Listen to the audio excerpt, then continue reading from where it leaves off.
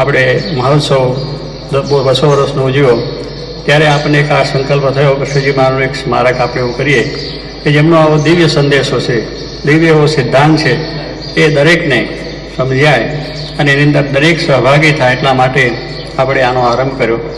અને એવો સુંદર રીતે બનાવ્યો કે આપણે અક્ષરધામની જ વાત કરવી છે. અક્ષરધામ જ એનું નામ જ રાખો.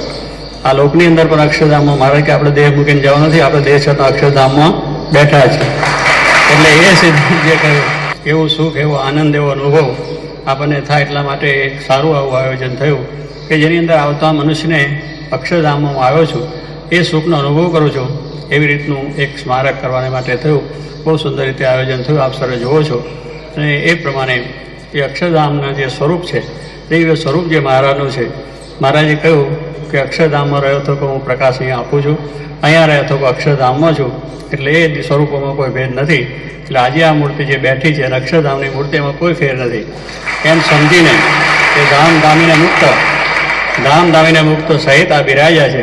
એટલે એ સુખ આપણને ખૂબ સારી રીતે મળે. હજારો લાખો મનુષ્યો અહીંયા આવશે, લાખો મનુષ્યોને પણ એનો અનુભવ થશે, એક સ્વરૂપનું જ્ઞાન થશે, સર્વ માયાથી મુક્ત થઈ અને પરમપદને પામશે.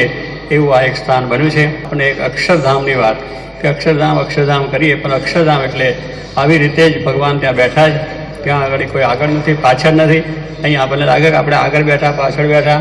તે અક્ષરધામની અંદર તો દરેકને નજીકથી જ ભગવાનના દર્શન થાય છે, ચારે બાજુ પણ થાય છે. કે કોઈને પછવાડે લાગે નહીં, કોઈને પડખે લાગે નહીં, એ સન્મુખ જ લાગે. જ્યાં બેઠો હોય ત્યાં ભગવાન નજીક જ લાગે.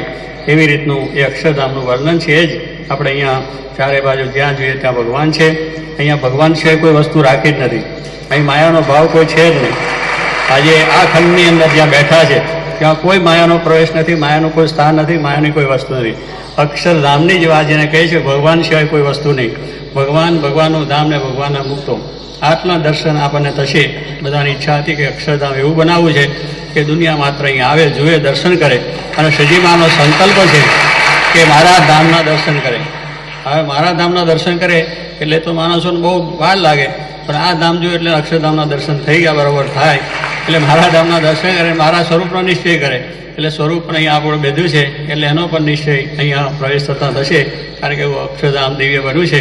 ચારે બાજુ તમે જુઓ, આનંદ થઈ જાય. તો એ સ્થાનની અંદર આપણે બેઠા છે. આજે આ બધું કાર્ય આપણે કર્યું છે. તો આની અંદર જે બધાએ કામકાજ, સેવા, ભક્તિ, તનથી, મનથી, ધનથી જે રીતે બધી કરી છે, જેને સહકાર આવ્યો છે, જેને મજૂરીથી પણ કામ કર્યું છે, બીજી રીતે કામ કર્યું છે, દરેકને ભગવાન અક્ષરધામના અધિકારી બનાવે, દરેકને પોતાનું દિવ્ય સુખ આપે, શાંતિ પણ આપે. અને એવું ને એવું બળ આપણને રહે અને અક્ષરધામનો અનુભવ કરીએ. સહજાન સ્વયં